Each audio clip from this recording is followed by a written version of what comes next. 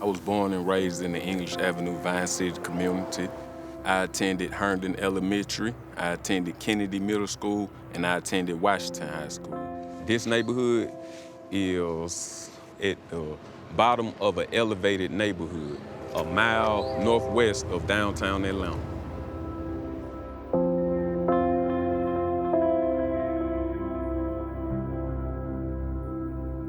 This community has lots of poverty.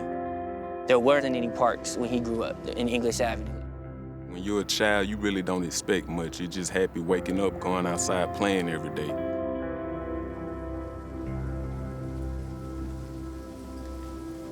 You're looking at lack of education, you're looking at lack of jobs. These are some of the things that this area is facing. I remember what this area looked like, muggy, soggy, filled with storm water that hasn't had anywhere to drain. Houses are dilapidated. Some of it is just from general neglect, and others is from the infrastructure of this part of the city. All of the water would be running toward the apartments and not away from the apartments. The ground would become so saturated that the apartments would shift.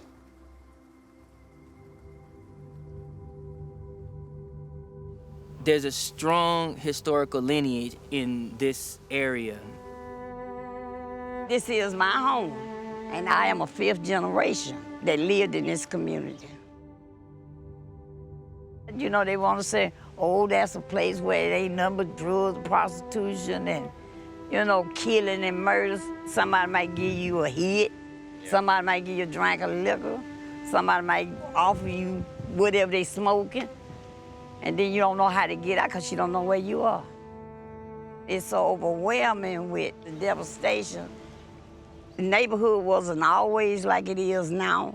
The days when I grew up in it, you didn't have to worry about being afraid to walk the streets. You know, things have changed so dramatically until people don't know the real, true history, how this community flourished. Gladys Knight grew up in this area. You have a house where Martin Luther King lived. This is the heart of a lot of Atlanta's history. And there's a lot of folks here that are fighting to preserve that. MacKenzie is one of the original members of Street Smart Youth Project. Street Smart's to transform, transcend, and help youth take flight. The park we're sitting in, Vine City Park, MacKenzie is a part of the project that helped build this park. And I participated in the Atlanta Youth Corps, and I received training in green infrastructure, landscaping, site development, as well as light construction. This is the video that I recorded. Now, in this particular video, we were just going through the beginning stages of the park, such as site layout and demolition of the wall. In this particular video, the park is not finished. The masonry wall, the original park, is still standing. Most of the park hasn't been developed. The microforest hasn't been planted, and the trail hasn't been started.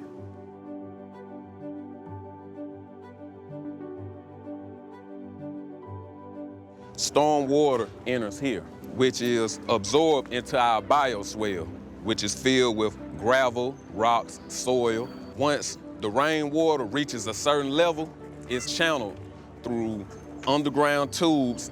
Now here, we have some native plants and a whole lot of mulch, and its purpose is to catch the remaining storm water that has made it through the dry creek bed, and basically to capture it and absorb it. Through these beautification efforts, he's been taught not only hands-on skills, building houses and building parks, but the infrastructure of a city and what it's supposed to look like and what it's supposed to be. We put this park here, not only just to clean the water, but to engage the community as well.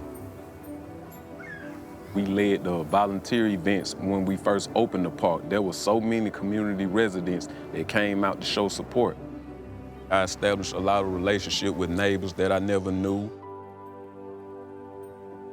By creating opportunity, you really could decrease the crime in this community.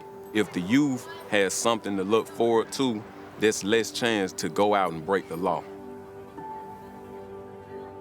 At one point, I just looked at my community as just another low-income area that doesn't serve a purpose to the rest of the world.